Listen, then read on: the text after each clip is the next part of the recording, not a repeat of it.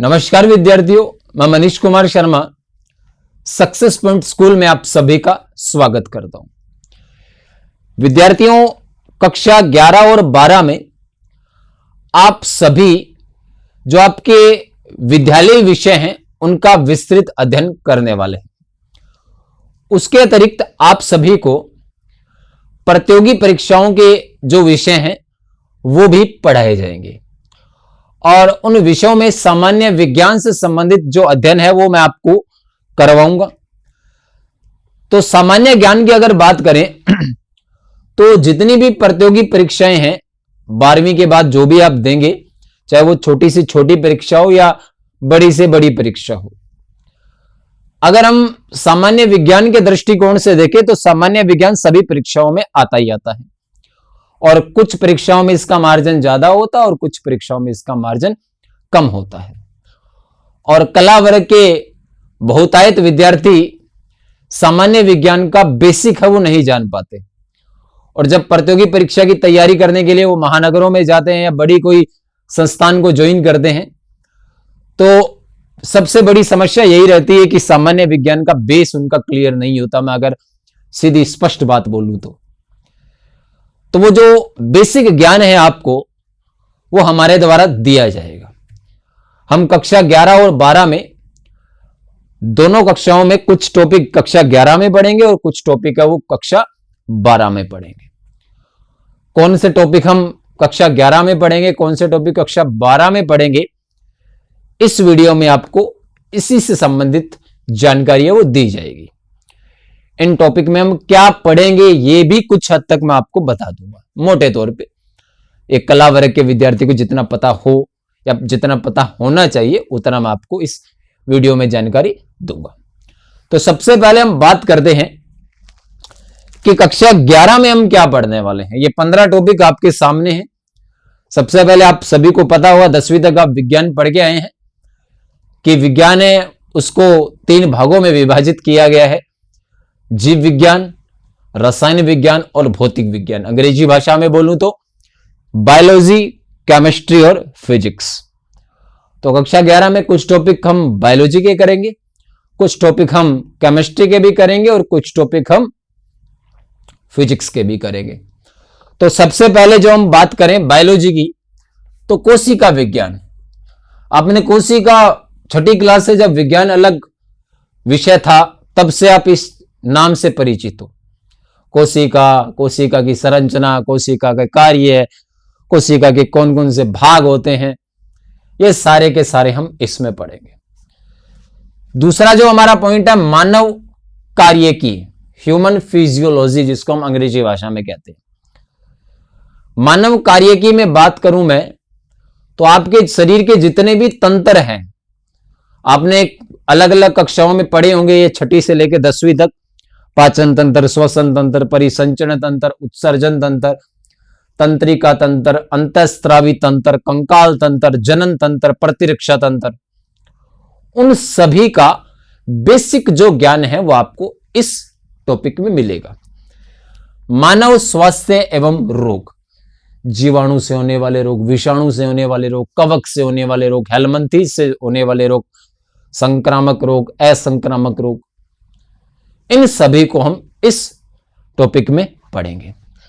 उसके बाद में जीव जगत का वर्गीकरण, ये सबसे मतलब बायोलॉजी की शुरुआत है वो इसी टॉपिक से होती है, जीव जगत का वर्गीकरण। कि आप कौन से जीव को देखकर ये बता दोगे कि ये पादप है या ये जंतु है। जैसे अपने आम भाषा में बोलूं, खुम्बी आपने देखी होगी, खुम्बी की सब्जी बनती है मशरूम। पुरोहित लोग या पंडित लोग उसको नहीं खाते। अब क्यों नहीं खाते, उनके लिए अलग अलग वो जैसे मैं कह सकता हूं कि तर्क होते हैं उनके। लेकिन खुम्बी क्या है, प्लांट है या एनिमल है, जंतु है या पादप है। ठीक है, जंतु होता होगा तभी नहीं खाते होंगे। ठीक है, तो किसको हम जंतु में मानेंगे, किसको पादप में मानेंगे। अब जो खुम्बी है वो न तो पादप है न जंतु है, वो कवक है। ठीक है, इस बात की चर्चा हम इस टॉपिक में करने वाले हैं। तो बायोलॉजी के ये 4 टॉपिक हम पढ़ेंगे, ठीक है, कक्षा 11 में। केमिस्ट्री की बात करूं, तत्व, यौगिक और मिश्रण आप सभी को पता होगा, परमाणु पढ़ा होगा आपने। तत्व क्या होता है, यौगिक क्या होता है, मिश्रण क्या होता है, उसका बेसिक ज्ञान। आवर्त सारणी 118 तत्वों का वर्गीकरण, उसमें धातु, अधातु, उपधातु कौन से होते हैं, उनके क्या गुण होते हैं, क्या विशेषता होती है, ये पढ़ेंगे। अभिक्रियाओं के प्रकार, अभिक्रिया आपने पढ़ी होगी, संयोजन, वियोजन, विस्थापन, द्विविस्थापन, ऊष्माशोषी, ऊष्माक्षेपी, ऑक्सीकरण, अपचयन, भौतिक परिवर्तन, रासायनिक परिवर्तन। ठीक है, आपने इससे पहले भी पढ़ा है, ऐसा नहीं आपने इनको नहीं पढ़ा, वापिस पढ़ना है। लेकिन अब जो पढ़ोगे और पहले जो पढ़ोगे उसमें बहुत बड़ा अंतर होने वाला है। ये जब आप हमारी क्लासेस देखोगे आगे विस्तृत, ये आपको खुद अनुभव होगा कि साहब ये बात थी इसमें, हमने तो कुछ और ही समझा था इसको, ये तो बहुत आसान है। समझे मेरी बात? तो इस टॉपिक में इस पे बात करने वाले हैं। उसके बाद में कार्बन में उसके महत्वपूर्ण यौगिक, कार्बन के अपरूप पड़े होंगे, क्रिस्टलीय, अक्रिस्टलीय, हीरा, ग्रेफाइट, फुलरिंग, ये क्रिस्टलीय होते हैं, अक्रिस्टलीय, कोयला, चारकोल, कोक, कज्जल, इनको पढ़ेंगे। कार्बन के यौगिक भी होते हैं, जैसे आपने hydrocarbon, meth, eth, pro, but, pent, hex, hept, ऑक्टेनॉन, dec, alkane, alkene, alkyne, carbon dioxide, carbon monoxide पढ़ी है, ऐसा नहीं है नहीं पढ़ी, 10वीं तक पढ़ी है कभी ना कभी, तो उसको हम वापिस पढ़ेंगे। ठीक है, सदिश और अदिश, ये केमिस्ट्री के हैं। ठीक है, 5 टॉपिक। उसके बाद आते हैं अपने फिजिक्स पे। सदिश और अदिश राशियां क्या होती है, किसको हम सदिश कहेंगे, किसको अदिश कहेंगे, इस पे हम चर्चा करेंगे। उसके बाद में मात्रक, विमा, बल का मात्रक क्या होता है, विमा क्या होती है, द्रव्यमान का मात्रक क्या होता है, बल आघूर्ण का क्या होता है, त्वरण का क्या होता है, ये सारी चीजें इसमें पढ़ेंगे। गति के नियम, गति के नियम, न्यूटन ने 3 नियम दिए थे। ठीक है, उनके 3 समीकरण दिए थे, कौन सा गुण किस सिद्धांत पर आधारित है, ये सारी चीजें पढ़ेंगे। ठीक है, या कौन सा नियम, बल व उसके प्रकार, आपने बल पढ़ा होगा, फोर्स पढ़ा होगा, F = ma, m क्या है, a क्या है, ma ही क्यों हुआ, ma² क्यों नहीं हुआ। ठीक है, ये बल कितने प्रकार के होते हैं, संपर्क बल, असंपर्क बल, 2 प्रकार के होते हैं, जिनके आगे फिर वर्ग बने हैं, उनको पढ़ेंगे।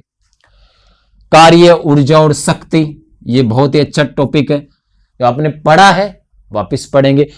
और एक जो स्पेशल टॉपिक है जो केवल RS-IS की परीक्षाओं में होता है, बायोटेक्नोलॉजी, जीव प्रौद्योगिकी, जिसको हम 11वीं क्लास में पढ़ेंगे। ये बायो से संबंधित अलग ही, टेक्नोलॉजी को अलग ही देखेंगे अपने। ठीक है, तो ये हम 11वीं क्लास में पढ़ने वाले हैं, और अधिकांश जितनी भी प्रतियोगी परीक्षाएं हैं, इन्हीं टॉपिकों में से ज्यादातर क्वेश्चन आते हैं।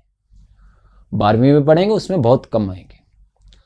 अब हम बात करते हैं 12वीं में हम कौन कौन से टॉपिक पढ़ेंगे। अगर 12वीं की बात करूं तो पादप आकारिकी, जड़, तना, पत्ती, फूल, फल और बीज, इसके बारे में हम पढ़ेंगे।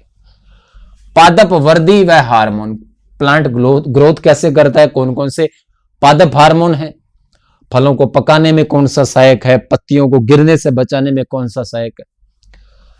आनुवांशिकी, ये तो आपने पढ़ाई होगा मेंडल साहब को, मटर के पौधे पे किए थे प्रयोग।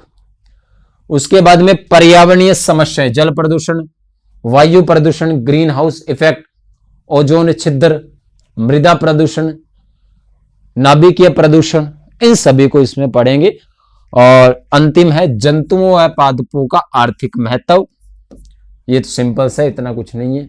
ठीक है, आइसक्रीम बनाने में किसका उपयोग होता है, लाख बनाने में किसका उपयोग होता है, उसको पढ़ेंगे। जीव जगत का वर्गीकरण आधा उसमें पढ़ेंगे और आधा इसमें पढ़ेंगे, 2 पार्ट में पढ़ेंगे, 11वीं में पढ़ेंगे, 12वीं में। ये बायो होगी जी। ठीक है, केमिस्ट्री में हाइड्रोकार्बन, एल्केन, एल्किन, एल्काइन, बहुलक, polythene, nylon 6, nylon 6, terylene, bakelite, ये पढ़े होंगे आपने 10वीं क्लास में। साबुन और अपमार्जक, ये भी पढ़ा होगा, साबुन क्या होता है, किससे बनता है, क्या बनेगा, सुगंधित साबुन बनाने में किसका उपयोग होता है, पारदर्शी बनाने के लिए किसका उपयोग होता है, अपमार्जक क्या होता है, कितने प्रकार के होते हैं, ये सारी चीजें। सामान्य जीवन में प्रयुक्त होने वाले महत्वपूर्ण रासायनिक यौगिक। कास्टिक सोडा, धावन सोडा, बेकिंग सोडा, बुझा हुआ चूना, बिना बुझा हुआ चूना, अमोनिया, नीला थोथा, ठीक है, लाल सिंदूर, बोरेक्स, साधारण नमक, gypsum, cement, plaster of Paris, ठीक है, एप्सम, इन सभी को हम इस टॉपिक में पढ़ने वाले हैं। प्रकाश व प्रकाशिकीय घटनाएं, लेंस व दर्पण, परावर्तन, अपवर्तन, पूर्ण आंतरिक परावर्तन, वर्ण विक्षेपण, व्यतिकरण, विवर्तन, ध्रुवण, प्रकीर्णन, इसको हम इसमें पढ़ेंगे। लेंस, उत्तल अवतल, दर्पण, उत्तल अवतल, ये आप सभी को पता ही होगा। इस चैप्टर में हम उसी पे अध्ययन करेंगे। विद्युत धारा, ओम का नियम, फ्लेमिंग का दाएं हाथ का नियम पढ़ा होगा आपने। ओम का नियम V = IR, क्या होता है, कैसे होता है, समांतर श्रेणी, ठीक है, श्रेणी क्रम पढ़े होंगे आपने। उन सभी को हम इस टॉपिक में देखेंगे। तो ये सामान्य विज्ञान के जो टॉपिक हम पढ़ने वाले हैं कक्षा 11 और कक्षा 12 में। एक बेसिक सी बात बताइए कि किस टॉपिक में हम क्या पढ़ेंगे। इनको विस्तृत पढ़ेंगे तो अच्छा समय चाहिए अपने को, और उम्मीद करता हूं आपको ये जो बातें बताई है ये अच्छे तरीके से समझ में आ गई होगी। अगली क्लास में फिर से मुलाकात करते हैं। आप सभी का जुड़ने के लिए बहुत बहुत धन्यवाद।